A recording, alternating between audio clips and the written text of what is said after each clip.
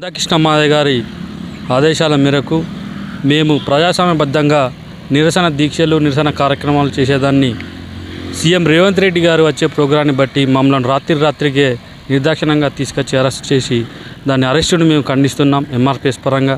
మరియు రాబోయే రోజుల్లో మాకు రేపు అసెంబ్లీలో 17-18 తారీఖు మరి అసెంబ్లీ జరుగుతుంది. ఆ అసెంబ్లీలో మా వాటా, మా ఎస్సీ వర్గీకరణ ఏబిసిడి వాటా, మా వాటా మాకు ఇచ్చి చట్టం చేసి దాని ప్రకారమే ఉద్యోగ నియామకాలు చేయాలి.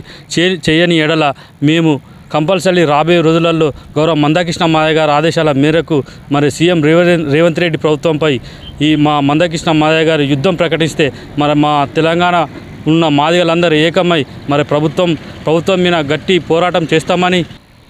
ఎస్సీ ఏబిసిడి వర్గీకరణ తీర్పు వెలువడిన వెంటనే నిండు శాసనసభలో గౌరవ ముఖ్యమంత్రి రేవంత్ రెడ్డి గారు ఎస్సీల వర్గీకరణ న్యాయబద్ధమైనది, ఆ యొక్క సుప్రీంకోర్టుకు నేను కట్టుబడి ఉన్నాను, అంతేకాకుండా నేను ఈ యొక్క ఏబిసిడి వర్గీకరణను తెలంగాణ రాష్ట్రంలో వర్గీకరణ అమలు చేసిన మొదటి ముఖ్యమంత్రి నేనే అనిపించుకుంటానని చెప్పి ఆ రోజు ముఖ్యమంత్రి గారు చెప్పడం జరిగింది. కానీ తను చెప్పింది ఒకటి, చేసేది మరొకటి.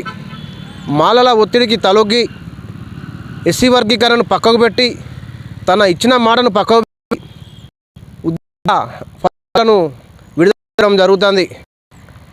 ఆ రోజు మీరు అన్నారు, మాదిగలు చేయబట్టే నేను రాజకీయంగా పైకొచ్చిన, నా రాజకీయ ఎదుగుదలకు మాదిగలే కారణమని చెప్పిన మీరు ఎస్సీ వర్గీకరణకు కట్టుబడి ఉన్న ఎస్సీ వర్గీకరణ ద్వారా మాత్రమే ఉద్యోగాలను నేను రిలీజ్ చేస్తా, ఉద్యోగ నియామకాలు చేపడతా, ఎస్సీ వర్గీకరణ లేకుండా నేను ఉద్యోగ నియామకాలు చేపడతా అని చెప్పి ఆ రోజు మీరు నిండు శాసనసభలో చెప్పడం జరిగింది. మరి శాసనసభలో చెప్పిన మాటకు విలువ లేకుంటే మీరు ఏ రకంగా మరి సీఎం పదవిని కొనసాగుతారో మీరే తేల్చుకోవాల్సిన అవసరం ఎంతైనా ఉన్నది. కాబట్టి ఇప్పటికైనా మేము ఒకటే చెప్పదలుచుకున్నాం, ఎంఆర్పిఎస్ పక్షాన మీరు ఏదైతే శాసనసభలో మీరు మాట ఇచ్చినో ఆ మాట ప్రకారంగా కట్టుబడి ఉండి తక్షణమే మీరు ఎస్సీల ఏబిసిడి వర్గీకరణను అమలు చేసి రాష్ట్రంలో ఆ అమలు ప్రకారంగానే వర్గీకరణ ద్వారానే మీరు ఉద్యోగ నియామకాలు చేపట్టాలని చెప్పి ఈ సందర్భంగా గుర్తు చేస్తున్నాను. ఈ యొక్క సమావేశాలు అయిపోయే లోపే మీరు ఖచ్చితంగా వర్గీకరణ ద్వారా నియామకాలు చేపడతారని చెప్పి మేము ఆశిస్తున్నాం. లేని ఎడల గౌరవ శ్రీ మందాకృష్ణ మాదయ్య గారు ఇచ్చిన పిలుపుకు మేము